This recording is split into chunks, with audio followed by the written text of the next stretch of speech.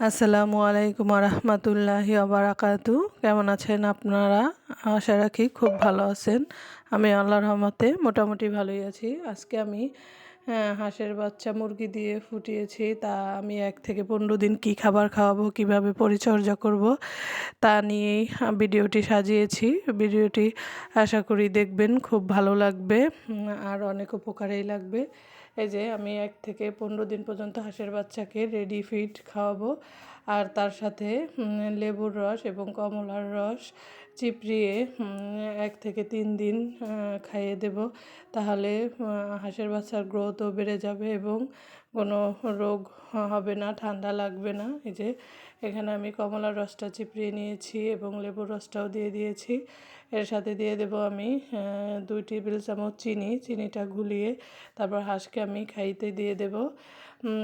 আর আপনারাও চেষ্টা করবেন এভাবে খাওয়াতে। আর ছোট হাঁসের বাচ্চা যেহেতু বাড়তি খাবার খাওয়ানোর কোনো প্রয়োজন নেই। ভাত দিবেন না, ভাত খেলে থইলা ফুলে মরে যায় এবং 15 দিনের মধ্যে অন্তত 7 দিনের মধ্যে গোসল করাবেন না। গোসল করালেও ঠান্ডা লেগে বাচ্চা মরে যেতে পারে।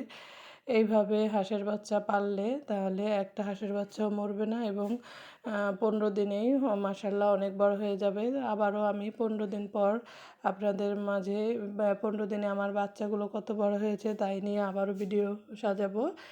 এই যে দেখেন হাঁসের বাচ্চাকে আমি ওই চিনি লেবুর রসটা খেতে দিয়েছি এবং রেডি ফিডও খেতে দিয়েছি। এইভাবে খাওয়ালে হাঁস দ্রুত বড় হয়ে যাবে।